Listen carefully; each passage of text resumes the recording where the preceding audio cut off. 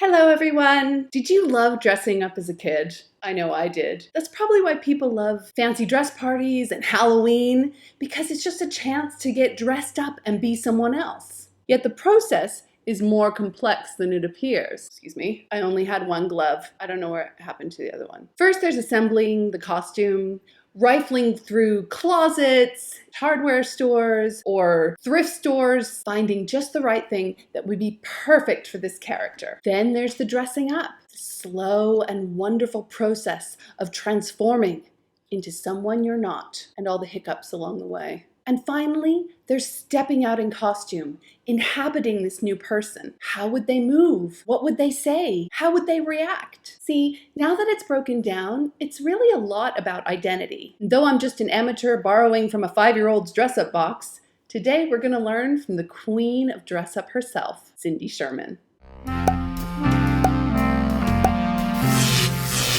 By the way, if you didn't recognize me back there, I'm the art doctor, Nancy Langham Hooper. I'm a PhD, art historian, and cultural enthusiast, ready to use the great art of the world to help you out. If you like this video, please give it a thumbs up.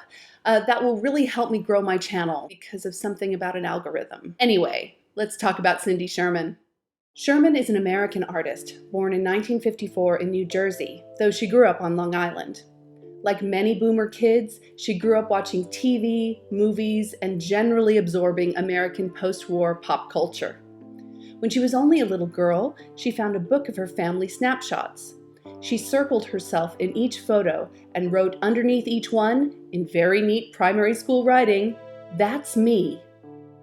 So there was always a consciousness of her own identity in a photograph, a sense that it was her, but it wasn't her.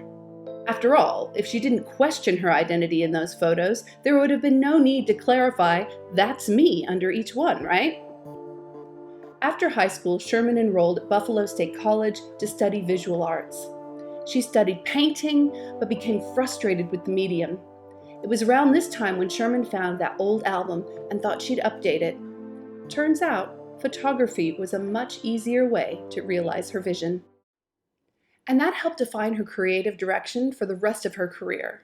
Photographs of herself, but not herself.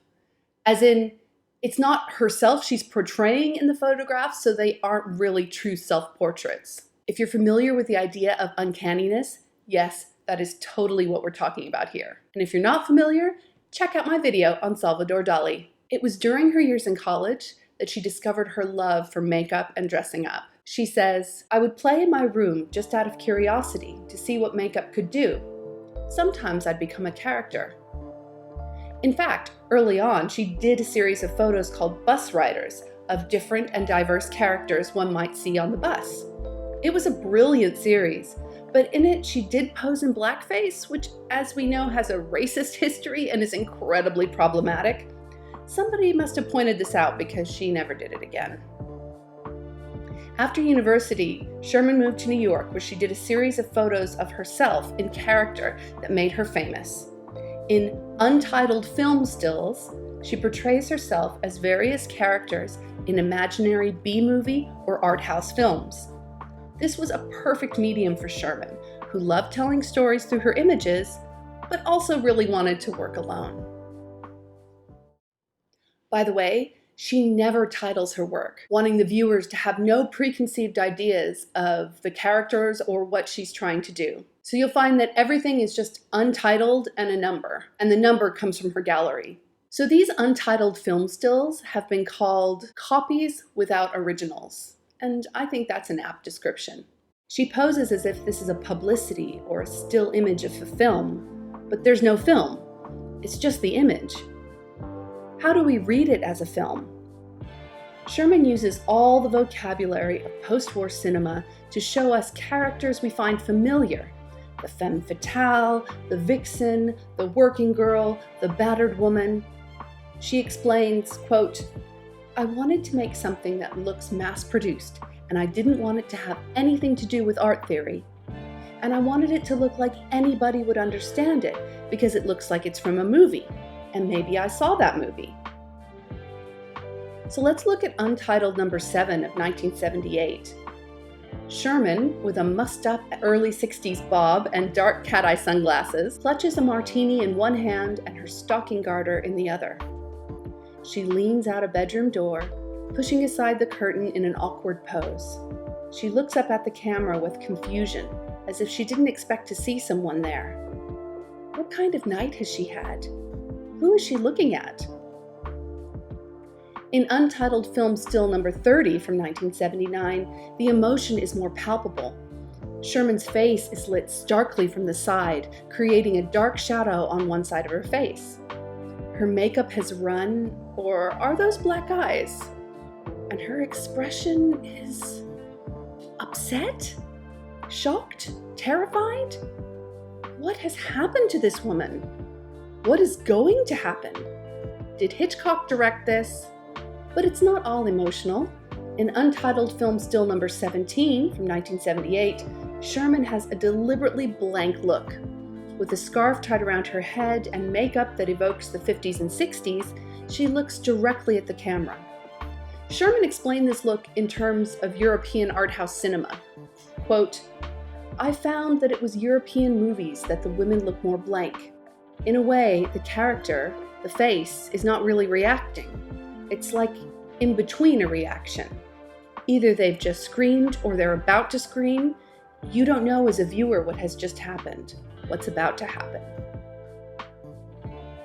By using cinema, which Sherman admits is more influential to her than the art world, she used a visual language people understood. So though these films don't exist as real films, Sherman has managed to capture the visual language of filmmaking enough to use it to subvert the genre. That is, by using tropes and stereotypes in this out-of-context way, we become more aware that they are tropes and stereotypes. And then we question why. Why are they so frequently seen on screen? And especially as these are all of women, what are we saying about women in our films, in our society? What do we need to rethink? Cinema wasn't the only popular visual language Sherman used in her work. Throughout the 80s and 90s, she subtly referenced pop culture in many different ways, starting with her Centerfold series. These 12 photographs are 2 by 4 feet, which is about 60 by 120 centimeters. A horizontal format that evokes center foldouts of men's erotic magazines. Some of her poses echo these soft porn pictures as well, but Sherman's photos are not at all erotic. She says, quote, "I wanted to fill this centerfold format, and the reclining figure allows you to do that. But I also wanted it to be something in the sort of feminist realm, open it up and see a woman lying there, and then you look at it closer and suddenly realize, oops, I'm sorry, I didn't mean to invade this private moment. So I did want to make people feel uncomfortable." And we do feel uncomfortable here because the format itself sets out our expectations of lustful voyeurism, and they are undermined by finding a real person there. Things get a little more scary in her next series, Fairy Tales. These photos evoke the sinister with dark takes on those already pretty dark stories of our childhood. Of course, in classic Sherman style, she's not referencing a specific story, but using the vocabulary of that genre of stories to make new yet familiar scenes. Also, Sherman really ups her makeup game in this series. This is one of the creepiest by far, untitled number 156. Ah! It almost gives off like a Gollum vibe. Yet as grotesque as this character is, Sherman includes human elements that evoke the viewer's sympathy. The simple garment and thick stockings, all wet and looking very uncomfortable, give us a sense of the character's desperation. The viewer looks down at her as she crawls on the stones. She isn't a threat, but a miserable and wretched character. As I said, a Gollum vibe. Another series I especially love is the historical portraits of 1988 through 1990. Though Sherman isn't as influenced by art history as our current pop culture, she still has a play around with the visual tropes we recognize from old paintings, including anatomically impossible boobs, beautiful dresses with bored expressions, and nonchalant gore. She also did a few men in this series, which she usually shies away from. And here she directly copies an old master, putting herself in Bacchus's shoes to replicate Caravaggio's young, sick Bacchus of 1593. However, for the most part, Sherman is going for reference, not total imitation. She doesn't really mind if you notice the makeup or costumes aren't quite right. In fact, that's the point. You already understand the things she's referencing, even when you don't have all the visual information. So familiar is our shared culture. And that is what's really wonderful about her work. The very best art can have you question what's always been familiar. That's why Sherman's photographs are so unsettling and revolutionary. She uses familiar tropes, cultural references, and stereotypes, turning them inside out. She doesn't even need her own body to do this, though she says she finds it much easier to use herself. In her Sex Pictures series of 1992, Sherman isn't present at all. Neither is anyone. The figures are merely an assemblage of body parts and mannequins.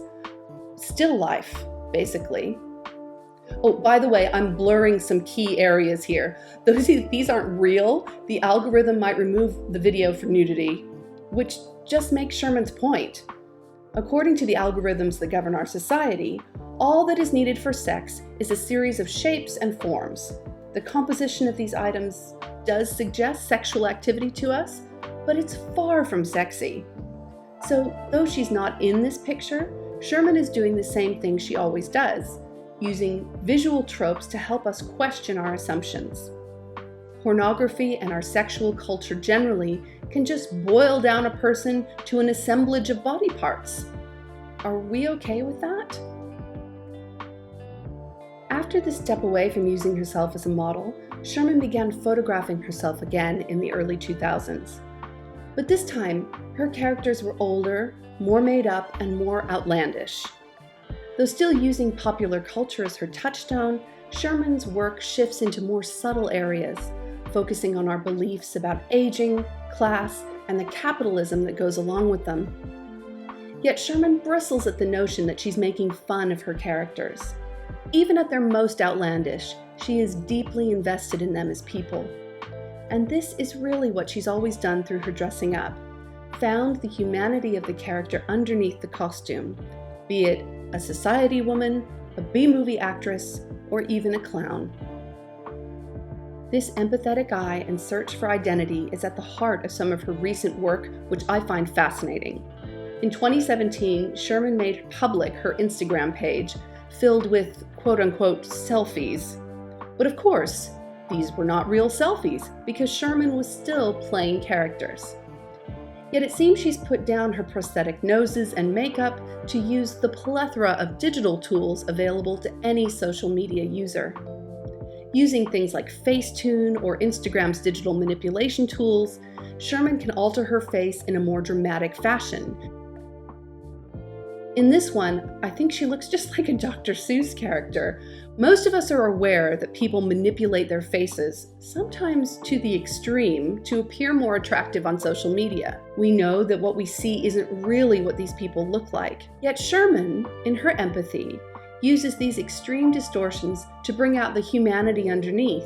Perhaps that isn't what this character would look like in real life, but maybe it's how she feels. Perhaps that's what Sherman sees when she looks at social media posts, the person someone wants to portray to the world, and the person they actually are. It's no different from her photographs.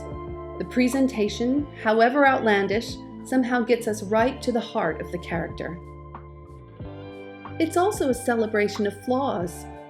For the past 20 years, Sherman has presented us with characters with obviously ridiculous traits. Maybe they have too much eye makeup, or fake tan, or unwarranted optimism in their own fashion sense. But these flaws help us to see who they are, not to mock them, but to celebrate their uniqueness and humanity.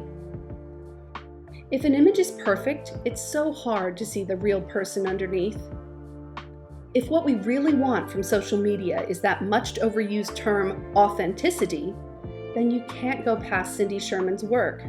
Though they don't actually exist, Her characters are more real than many people we see online every day, if only because their vulnerabilities are out on display.